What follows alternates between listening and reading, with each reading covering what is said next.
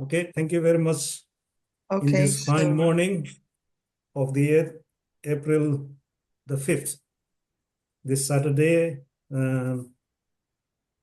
I am grateful for this opportunity. Yeah, as always, I do try to make a useful session to ensure that these the the experiences and the learnings that we have, how we can consolidate, yeah, and apply them directly in our practice. So we are different from those scholars. The scholars are quite systematic in their approach to pick those quite you know technical term in Pali. Yeah? So Pali is very, very rich in that sort of interpretation of the Dhamma. Yeah. So and because we are translating in and using this uh, method of translating the Dhamma in a spoken language, we tend to lose that sort of some of the details, and those details can in some sense are not that important in the early stage, but they become really important when you are in advanced stage. Yeah. So and this is the journey of the mind, and I thought that I package them into some sort of let's say a talk that summarizes that sort of journey of the mind. Yeah. So we are no different from any other human beings. And in terms of our sense faculties, we all have that sort of a, innate kind of ability to sense, perceive, make some sort of a connection with others, and make sense of the world. So what is happening is that uh, there is an objective world and there is a subjective world. Yeah. And objective world does not, it just goes on, and it just, that is the dhamma. Yeah, that is the reality. And the reality is, that is the independent reality that we have, and we use some sort of interface to make use of that sort of reality. And our reality is filtered through those sort of what is called the aperture, that sort of points where those sort of things, the interactions occur. Yeah. So and how do we get trapped, and how do we get, you know let's say, tangled? And that tangle is a very, very key word. And I make use of this quite a lot. Yeah. So today I want to sort of gauge that sort of a state of mind where we start our, we are kind of, I use that sort of analogy of, we are we are now embark in a journey to, in a spaceship, and we are living the kind of, we are heading towards that sort of a empty space, some sort of a state where we are not confined by any influence of any kind of material or immaterial influences. So that is the state of unconditioned. Yeah. So that is our journey to unconditions. Unconditioned begins with that sort of, this sort of a mind. Yeah. And actually, I do not delve too much into those yeah, hindering factors, hindrances. Yeah. So hindrances are one of those, let's say, factors that slow down our progress towards that journey. Yeah. So those five hindrances, the Buddha calls them, let's say, obstruction, hindrances, and those are the things that get us tangled here and there, and yeah, get we get caught up in that sort of net of hindrances.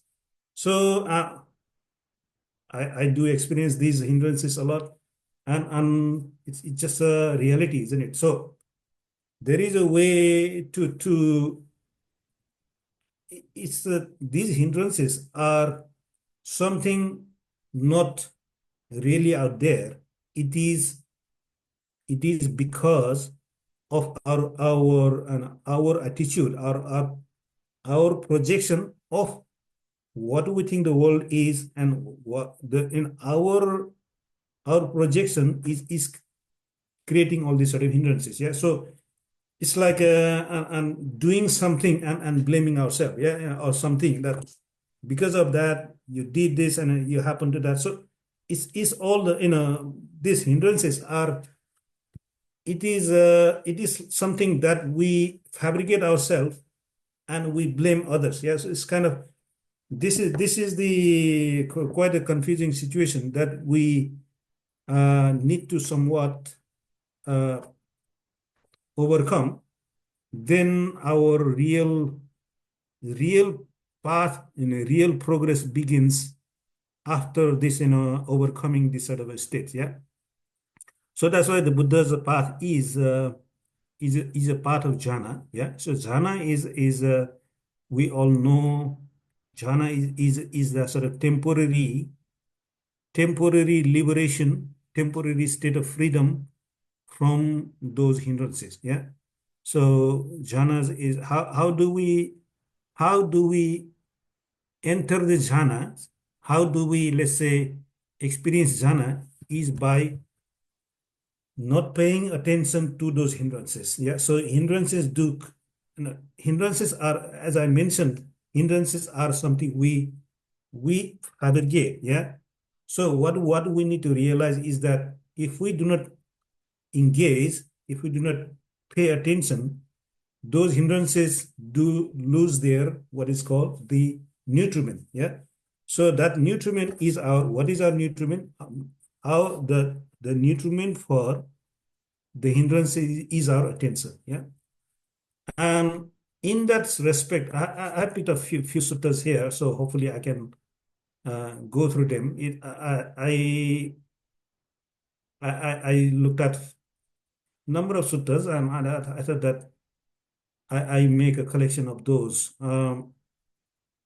In Samyutta Nikaya, there is a chapter on the awakening. Yeah, so awakening factor. This is a Samyutta Nikaya section number 46.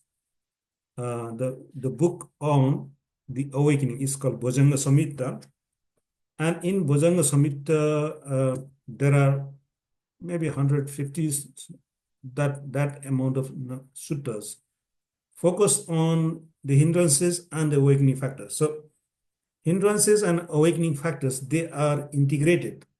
So it is the perspective.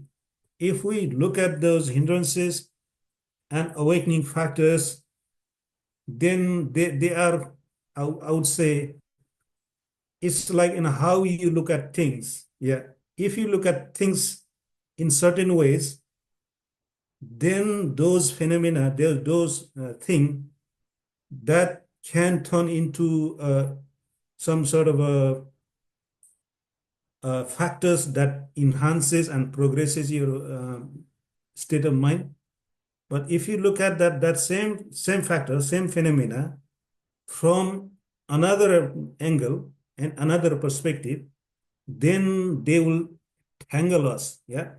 And key to that is the factor of attention. In Pali, it is called manasikara. Yeah. Manasikara. Attention is the English word, and that does not really convey the meaning of what is manasikara. Yeah.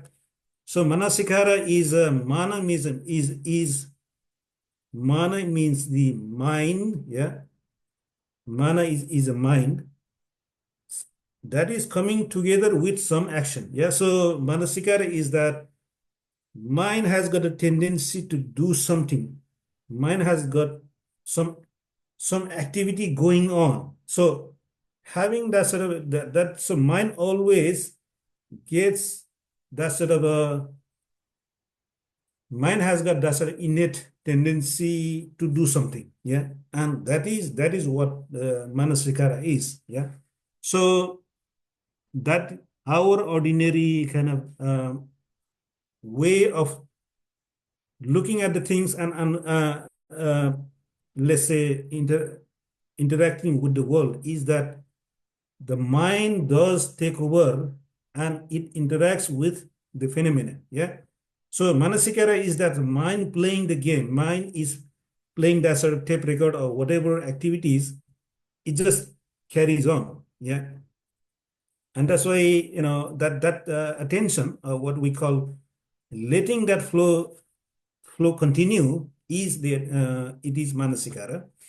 And that is what causes the hindrances or that sort of obstruction. It will slow down our progress. So it's like a pressing the brake and wondering what is happening. Yeah, why this car is not moving, and you didn't realize you press that button. Somebody shows you, look, this is what you did, and you are asking why it is happening. Yeah, so this is and the ignorance. The factor of ignorance is that not knowing, not seeing that we are causing the mind to slow down by not putting the foot on the right, right, let's say button. Yeah. So instead of putting the foot on the accelerator, we are putting the uh, foot on the brake. Yeah. So what we need to do is look at where that, where the mind is going. Is mind letting the phenomena take over and allowing, making mind is on a driving seat, or it is letting that process be, let it go. And now what is the other factor is, uh, and I will go through that. So it is called Manasikara, but Yoniso Manasikara. Yeah. So what is that Yoniso Manasikara? And that is there is a fundamental difference between these two. Yeah. Manasikara is allowing the mind to flow and not being heedful, not being observant to the process. And Unison Manasakara is the same activity, but instead of letting mind do whatever, it is done, and sort of carrying on with these, let's say, activities, assuming that whole process is me, mine, and that sort of attitude. The process of Unisimanasakara is to take a step back and see carefully what is this all process, what is this all about. Yes. So if you take a step back, and what is gonna, you will see that there is a kind of a subtle interaction, subtle kind of a movement of mind happening, and that sort of things do happen in certain, in a kind of a, let's say, within the vicinity of a kind of a let's say, of some sort of fine, um, yeah, some sort of nursery, or in the uni means a place is where all these sort of things do occur, and they get nourished and flourished. Yeah. So uni is that a place where all things are become manifest. Yeah. Or, in it is very closely related with another word called mula. Yeah. Mula is the root. Yeah. So mula is the very precise, let's say, point from where all the phenomena originate. Yeah. And yoni is like is a place for those interaction, for those things to occur by providing that sort of, let's say, providing the fertilizers, providing the soil, providing that sort of what is called the, moisture, the water. You provide the food, you provide in a compost, and that sort of things will grow in a nursery. Yeah. So uni is that sort of place, and having, when you look at the same thing, you just turn your attention, you change your perspective. Instead of allowing the mind and just keeping that sort of things go, you take a step back and see what is happening, what is happening here, there. And when you kind of change that sort of perspective, everything all of a sudden will turn into suddenly, miracle happens. Yeah. So these thing, all of this, all our perceived notions, ideas, concepts will just evaporate. And what happens, instead of all these sort of clouds and sort of delusions and ideas, all this sort of fabrication, they just melt away. And what we observe is that all these were, kind of just, it is just the products of mind. Mind was creating that sort of undue, that sort of production of, things from out of nowhere. Yeah. So that is the, let's say, I would say, some sort of analysis of the hindrances and awakening factor. Yeah. So should I kind of pause here? I know I started very quickly, and I sort of went through too many things at the same time, but hopefully it makes some sense. Yeah. So this is the perspective, is that, yes. So what happens is that, um, it is easy to get carried away very quickly and that sort of things. And these hindrances are very, very sneaky, and they can, and any time, we think that we are very, very, observant, and all of a sudden, when we start to kind of practice, we didn't know that I was practicing the meditation, and I don't know when all of a sudden I was dreaming, and my mind was already, becoming lethargic, and I don't know what is happening around me. Yeah. So it does happen so often. Yeah. So frequently. So I would not kind of take it as sort of there is no point in trying to change that, trying to fight with that sort of let's say, the process. Yeah. So it just happens,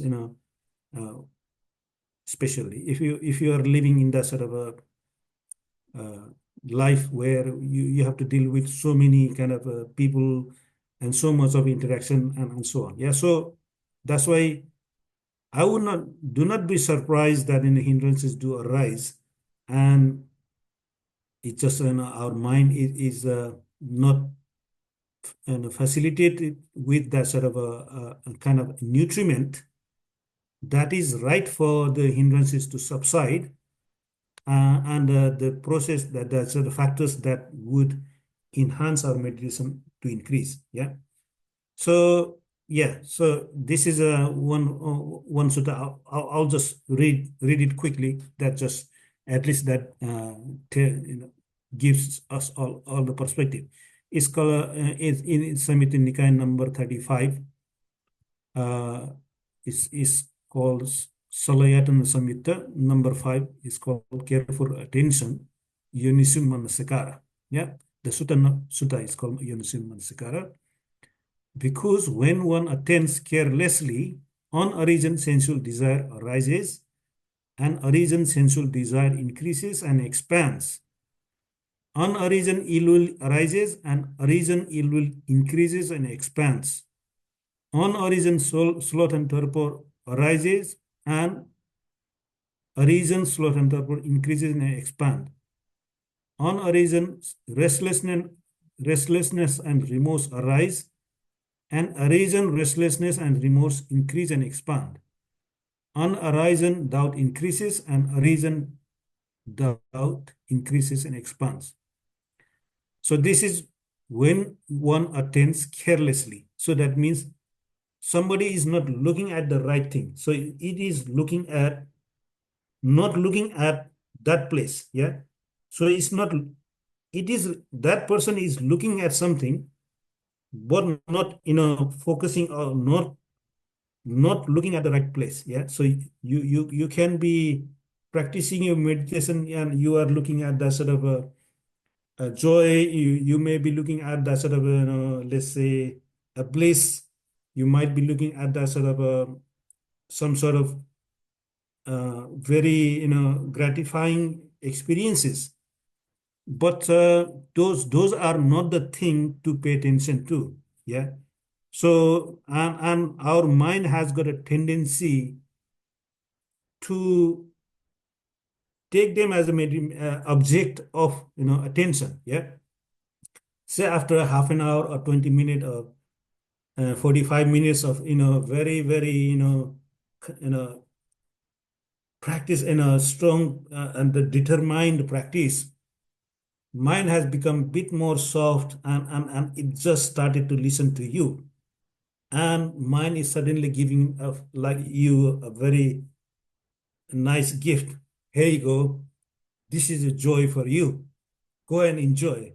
And what we do is, all of a sudden mind will say, this is the joy, this is what I'm after, this is what I'm looking for, this is my meditation. And people will start to attend to the joy and forgets that sort of, that attention that is not the careful attention. Our attention, as Buddha says, our attention should be at the place where the interaction is happening. Yeah, not all these kind of nice, good stuff. There are good experiences and all this sort of gratification. That is not the right way. Yeah. So what the Buddha is saying is that let that process be. If joy arises, if there are sort of very very satisfying experiences, bliss arises, that is condition. That is something, that is a product of doing the right thing, and by cultivating those factors, you got that fruit. Now, don't if you continue to if you do if you shift your attention to the joy, to that sort of all these sort of things, then you have all of the sudden you started to put the brake in your meditation. So what happens that your meditation will suddenly cool off. Your hindrances will start to sip in. All of the sudden, out of nowhere, instead of such a tranquil and happy joy factor, all of a sudden your mind start to become shaking, and sort of it will start to become restless. You are you used to, and I used to wonder what is wrong with this. I was heading so nicely. I was reaping the benefit of my practice, and I wanted it to continue. I wanted it to remain, and the more I want, the less it becomes. Yeah. So that is the paradox. That is the state of mind. Is that you? That is why the practice of the our practice is do the thing, do the activities that in produces that. So focus on the giving that sort of fuel to arouse that sort of wholesome states. Yeah, not take those wholesome state as your object of attention, and try to retain that. So that is why that is the not the right attention. And the Buddha goes, because when one attends carefully, the unarisen enlightened factor of mindfulness arises, and the arisen enlightenment factor of mindfulness goes to fulfillment by development. And he goes on to enlightenment factor of mindfulness. Then enlightenment factor of mindfulness would lead to a factor of investigation of dhammas, the experiences. that will contribute to the arousing of energy, and energy factor will give a joy factor. Joy factor would give to calming factor, tranquility, and tranquility will keep the mind very, very balanced and in a composed state. And when the mind is composed, then you it will give it a sort of a vision of things uh, without any kind of disturbances or some sort of. So that is the state of mind of utmost clarity. Yeah. So that is called the factor of equanimity. So you see here, Yonisoma, the careful attention, the normal attention would lead to hindrances. If you pay attention to not correct things, the hindrances will sprout in and increases. But if you look at the thing that are the correct thing, you will in that place, in the place of hindrances, you will get the mindfulness, you will get the investigation of Dhamma, energy, joy, uh, and tranquility, collectedness, and equanimity. See, so all this it is just a matter of paying attention, putting your attention at the right place. Yeah. So what is this? What is this yoni? What is that sort of what is that place? Yeah, and we will figure them out. Yeah. So and for this we need to go through some suttas. Yeah. So where is that yoni? And if you look at that sort of place where your attention should be, yeah. And I mentioned that the mind has got tendency to go after the joy, go after the sort of gratification, go after the sort of tranquility, some factors. But what the Buddha is saying that if you pay attention to those sort of factors, then you invite hindrances.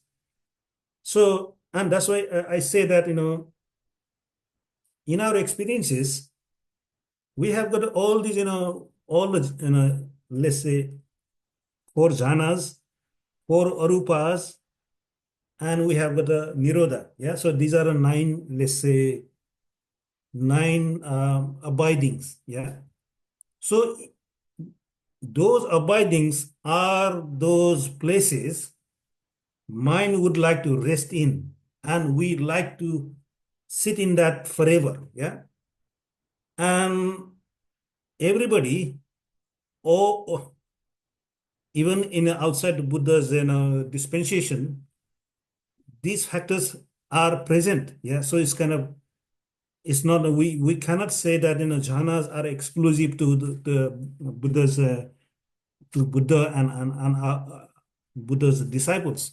So those jhanas and arupas, they are just simply some experiences that are already there. Yeah, so it is not it is not our it is not our product, our ownership of.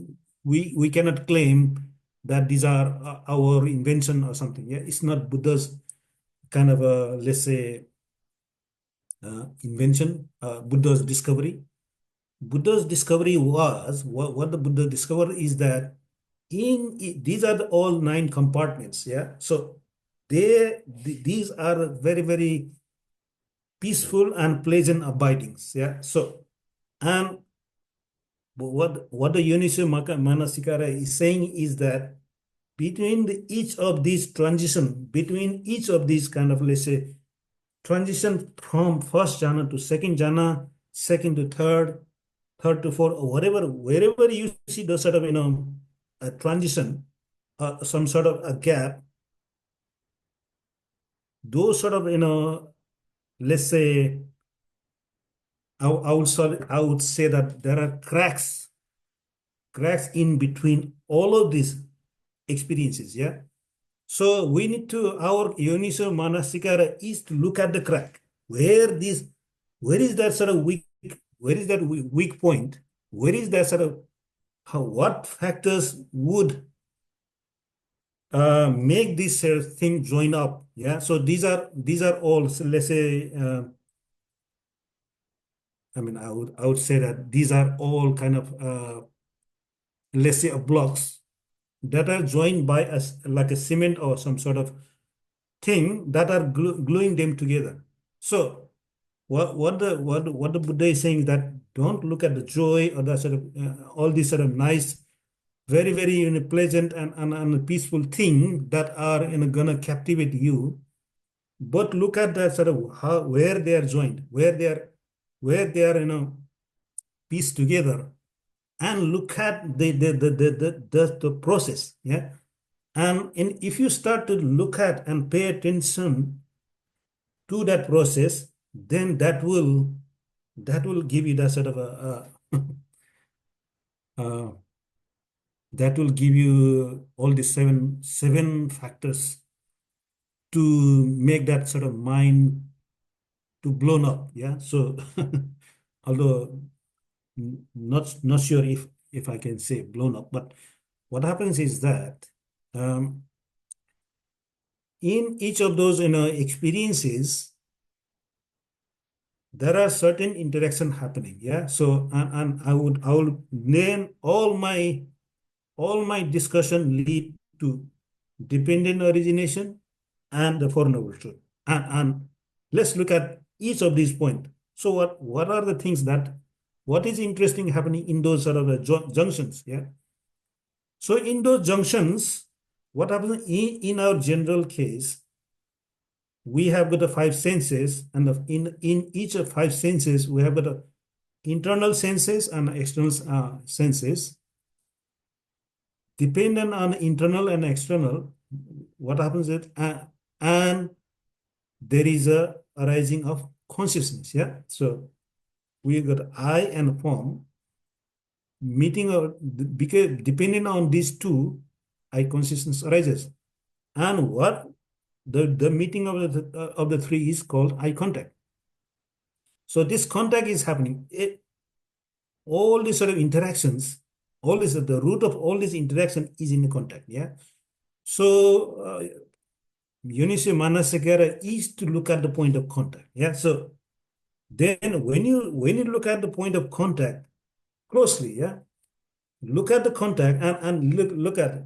Hear the sound, your taste in the mouth, your mouth, and sort of body sensation. Then what is going to happen, that if you pay attention to those those point of contact, then if you if your mind is already in the jhanas, then you'll start to pick up those experiences, is that how those things arise. Yeah. So I know we don't do these sort of things that very much, because we tend to sit in the meditation, enjoy the jhana, half an hour, 2 hour, 3 hours, stay in the bliss of jhana, and we stand up from our meditation and do our daily thing. Yeah. So what I suggest, if you have not already done it, to try to see the process. Yeah. How do we know? How do you know and see what feeling is? How do you how in your mind, how do you know there is a feeling? How do you know there is a contact? How do you know there is a uh, craving? How do you know there is a clinging? Yeah. So these are the things we tend to forget that. Yeah. And it is not easy to see them. It is not, because they are so subtle, so very very, yeah, it's just it's like trying to pick a needle from the haystack. Yeah. Just where is that? Where is this feeling? Where is the perception? Where is that consciousness? So these are all, it appears to our experiences. They are very very like a solid. There is nothing in our experience that allows us to peer and separate them. Yeah. So if we developed our meditation in the right way, and if we are in a state of temporary liberation from the hindrances, when you are in the jhanas, then let's have a close look at those experiences. Then we will slowly pick up those mental factors. We will start to see them. This one is feeling, this one is perception, this one is contact, and so on. Yeah. So I know it is not very easy, but if we start to look at where is the feeling, where is the perception, where is the contact, where is that sort of craving, yeah, just look at these sort of things.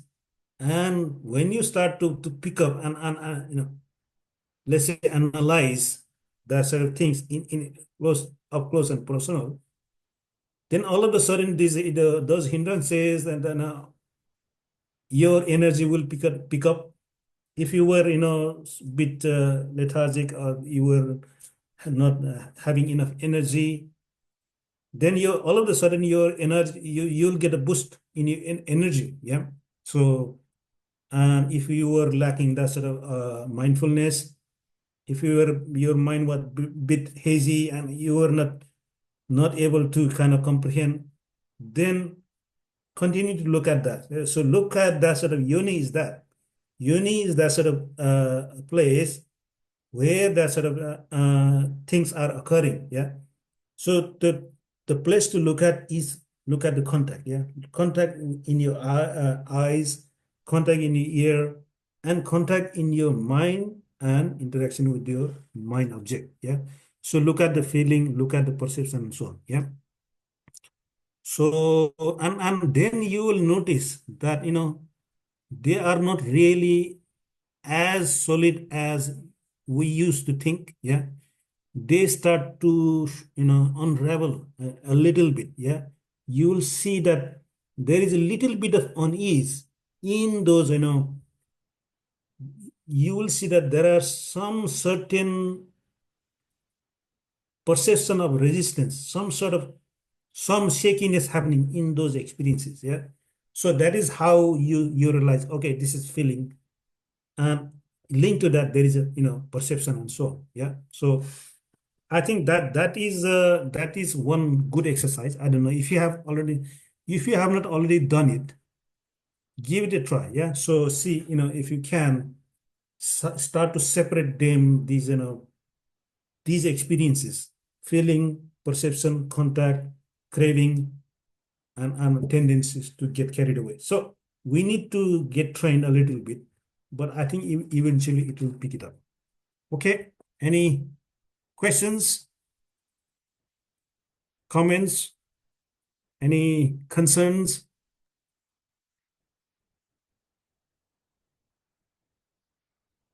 Yes, of course. When we talk about the hindrance, I remember Bante Ram saying, our teacher, keeps saying that the hindrance is our teacher. And the teacher Yeah. is always recall us and tell us what we are lacking, how the mind is working. So 6 hours. And then 6 hours. Nelson is putting the 6 hours as the seven enlightenment factor. While we're Yeah. doing the mindfulness, the whole floating Mhm. of the 6 hours represent the seven Yeah. enlightenment factor. Means that the first hour, when Yeah. he explained that you must have the mindfulness and you must have the investigation. As you said, that are you carefully seeing your attention to where to go?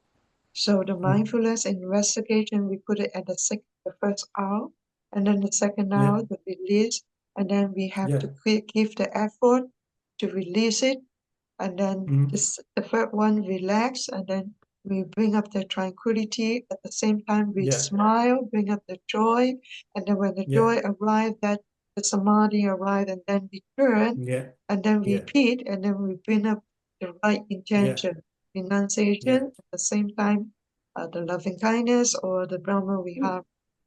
So Yeah. Nanda have questions, and Nanda, would you please bring up your questions? Thank you very much, Professor, for an excellent talk. Very, very useful. What I want to ask you is, as you say, when we are in higher jhanas,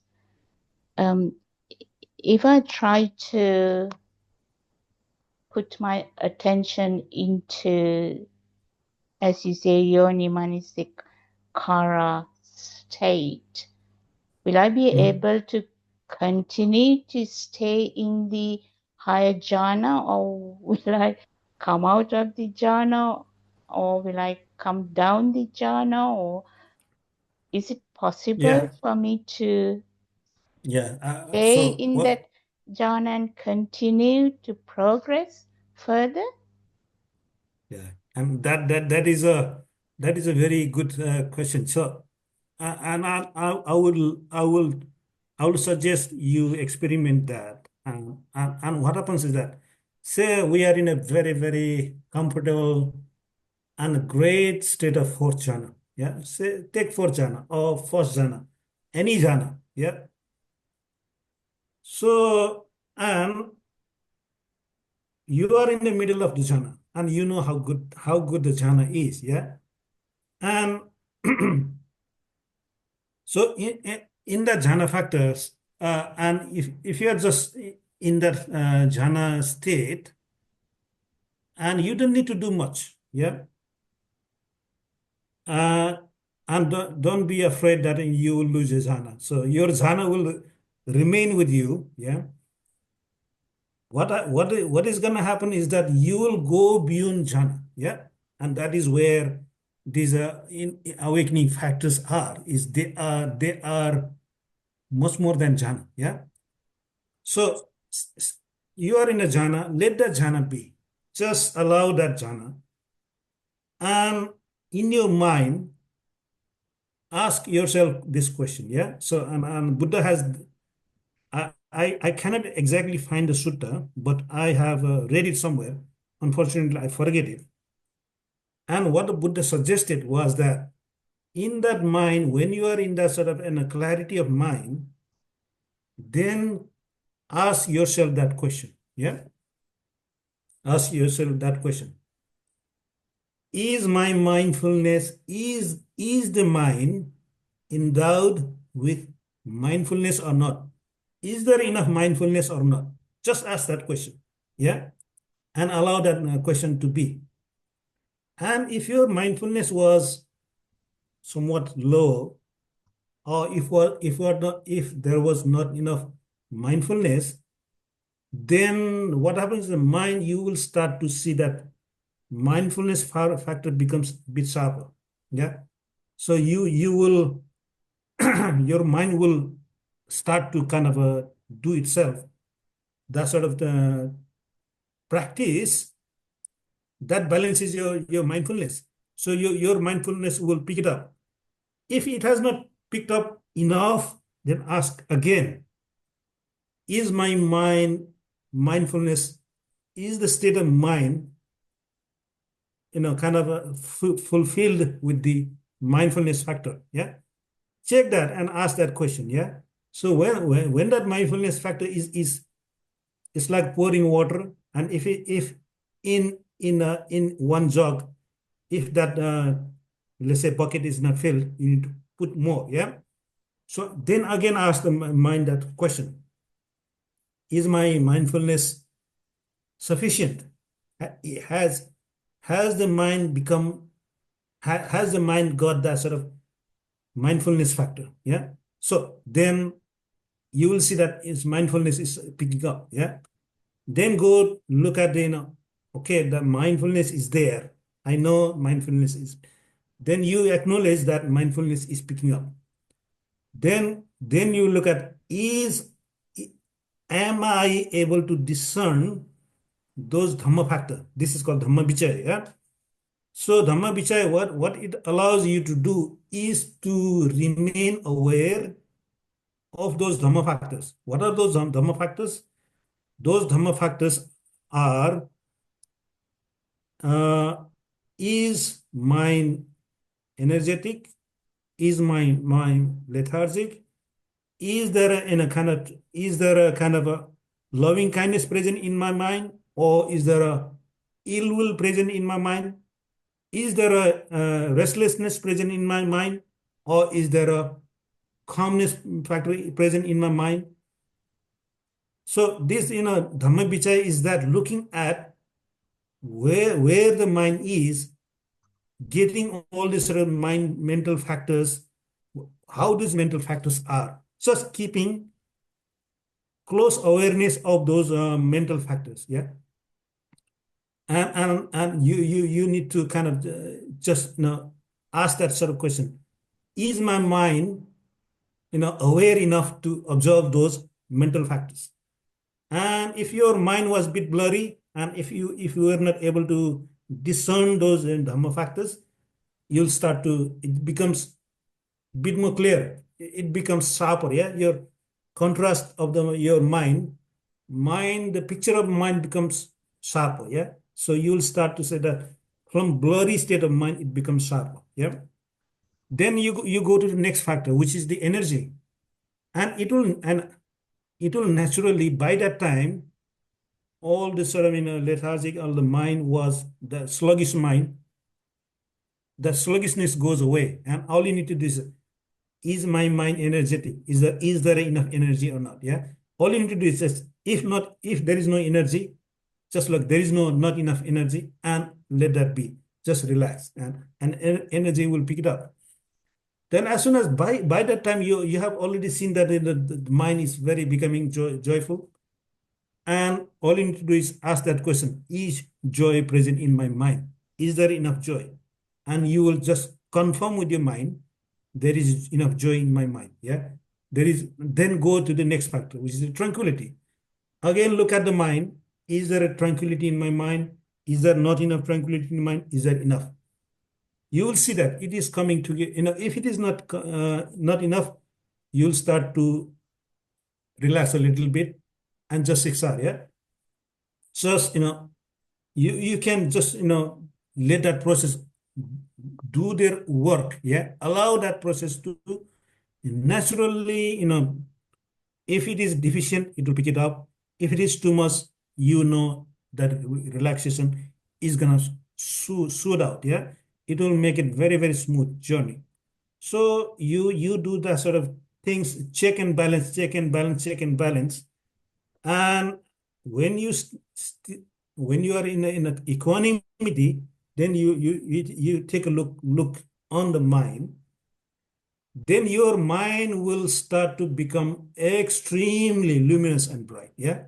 Then you will you will see that mind is, even the jhana will appear insignificant. Yeah, your mind will suddenly, it becomes extremely bright and luminous. Yeah, that is what the Pabhassara Chitta is. Because mind was clouded with those sort of hindrances, and all the hindrances has been let go of, and the awakening factor, all of a sudden, everything, mind is now out of the solar eclipse. Yeah. So just, it's like, you never knew that mind was preoccupied and was closed up in so many directions, and you will witness that sort of a bright and luminous state of mind. It is like a millions of suns in the sky. Yeah, it just blows, and you need to maintain those factors. Yeah, and if you can just allow everything to be very, very still mind, very, very comfortable mind, just allow everything to happen. Then if you are patient, and if you remain calm at that state, the mind will just dip into cessation. Yeah. So I will leave it to you. Will you retain your jhana? Of course, you will retain the jhana, but you will gain far valuable experience than jhana. That's all I say. Okay. Thank you very Any much, Professor. Thanks a lot. That's brilliant. give it a try. Yeah. So test it yourself, and I think just yeah, if you do it frequently, you'll become very, very used to that. So it's just, and you can deep into session very quickly. Yeah, you don't need to go all the way to 9, all these arupas and stuff like that. So thank you for Indo giving the very, very profound guideline for Nanda. And Polo, I saw Polo raise the hand. Polo, are you asking questions? Yes, just to see if I understand. So for example, as we go through the jhanas, yeah, we need to keep in mind the 7 factors of enlightenment. Yeah. So it starts with the contact, be aware of the contact. So when the consciousness arises, that there is a sound and I perceive a sound. Yeah. And then from there, start checking the energy factor, the tranquility factor, the equanimity factor. And which are the ones? Because I got the thing here saying the rapture. I Yeah. could never connect the rapture with. Yeah, sorry about that. So what happens is that, yeah, these 7 factors are always there in the mix. Yeah. So even during the daily life, even if you are not in a jhanas, those factors are present in a mix. Yeah. So when you because in that mix, in a mixed bag, we get, let's say, 70-80% hindrances and 20% of those awakening factor. Now, when you enter the jhanas, then what we have been freed of those hindrances. Yeah. So that hindrances have subsided now, but we have not fully developed that, let's say, bag 100%. Let's say we have got a bag that can support 100, that can contain 100 liters or 100 kilogram of stuff. And in that bag, in our general day, 80% of that bag consists of stuff we call hindrances. Very, very, kind of, let's say mundane stuff that is occupying our mind 80%. And 20% of mind there has some alertness, some sort of relaxation, and so on. So that is that composition. Yeah. So when you are in the jhana, those hindrances, the 80% of that content will go away. Now you are left with the 20% of awakening factor. Now, what is the practice? Is to fill that 80%, the vacuum that is gone from the hindrances, by filling the jog of awakening factor. So what happens is that it is easier when you are in the jhana state. Just ask that question. Yeah, you don't need to look at the contact and the sort of contact in the sense store, anything. Just ask the mind the question. You will see your mind in front of you. Yeah, you will see that all these kind of jhana factors, and you got what are the jhana factor? The joy, tranquility, self-confidence, and pleasure of the body, and so on. Yeah, so these are the jhana factors. So around that jhana factors, all you need to do is that just take a list of the 7 awakening factor. Yeah, that the mind that we need to fill with. Yeah, and just it always kind of the process is that each awakening factor are dependent on each other. Yeah. So first awakening factor to develop is the mindfulness awakening factor. Yeah. So when you are what is the mindfulness awakening factor? Is a clear awareness, is seeing that your mind is alert. Yeah. Your mind is aware. And even in a jhana state, your mindfulness factor may not be 100% mature. You will see that the mindfulness was not enough. And you ask the mind the question, is is my mind enough mindfulness present or not? Yeah. If you ask that question to mind, and mind will give you that feedback. There is some mindfulness there is some element of mindfulness missing, and then you relax, and your mindfulness will start to pick up. Yeah. If it has not picked up again, ask again question: is my mindfulness sufficiently picked up in the mind? Yeah. Then it will feel that mindfulness a bit more, and mindfulness will become full. Yeah. And you know that there's just right amount of mindfulness in the mind. And then you look at the next awakening factor, the investigation, the awareness of my mental factors. Is there a sloth and turbo in my mind? Is there an equanimity in my mind? Is there a loving kindness in my mind? Is there a joy in my mind? So just being aware of those mental factors. Yeah. And again, the picture it was a blurry picture, it becomes sharper. Yeah. Then just continue asking the question to the mind. Yeah. And mind will just give it the perfect answer. Yeah. And it will help you to bring those factors to the just right level. It will become very, very flat. Yeah. It's just all the factors come into balance. Yeah. So yeah, I think you just need to 6 hour, if you are not, you can do the 6 hour even in the jhana. Yeah. That is fine. So just ask the, question to the mind, and mind will do the trick. Yeah. Okay. Does that answer your question? Yeah, it's just on the 7 factors of mindfulness. And maybe I need to study it better, because like Yeah. I was reading from the Samyutta Nikaya, that one that you said, and it says, for example, rapture. And Yeah. we don't use that word that much, so it's a bit hard for me to identify what is rapture. Is it the joy that we feel when Yeah. everything gets clear? Yeah. Rapture is what you experience in the first and second jhana. Yeah. So Okay. rapture is that sort of, vibrating joy, some sort Okay. of, it's just some sort of excitement. It's really, it is not a kind of calm type of joy. It's a vibrating joy, but Yep. you know that. Yeah. Yep. So rapture is that. Joy is slightly toned down. Yeah. So joy factor doesn't have excitement. Yeah.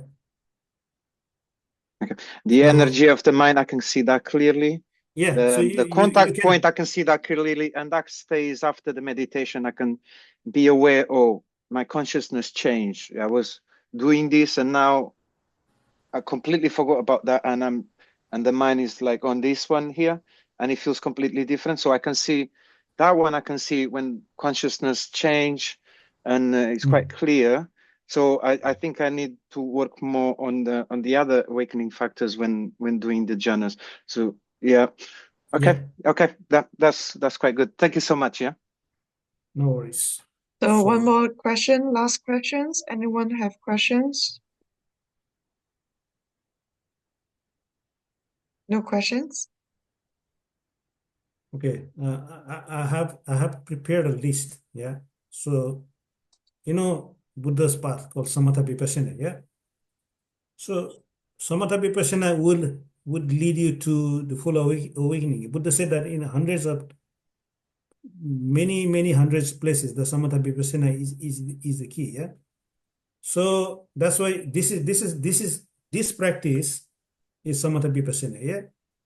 Is you are completely, you are relaxed, and you are observing, because vipassana is that. Yeah. Is observing your mindfulness factor, observing your energy factor. So vipassana is that, looking at what is in the mind and what is not in the mind. Yeah. And I gave you an example of 7 awakening factor, checking and balancing the 7 awakening factor. You can put another lens. Another lens is look at the five aggregates. Look at this body, this feeling, the perception, is formation, and consciousness. Yeah, these are the five aggregates. Then what you can look at that is this body permanent or impermanent? Is this body suffering or happiness?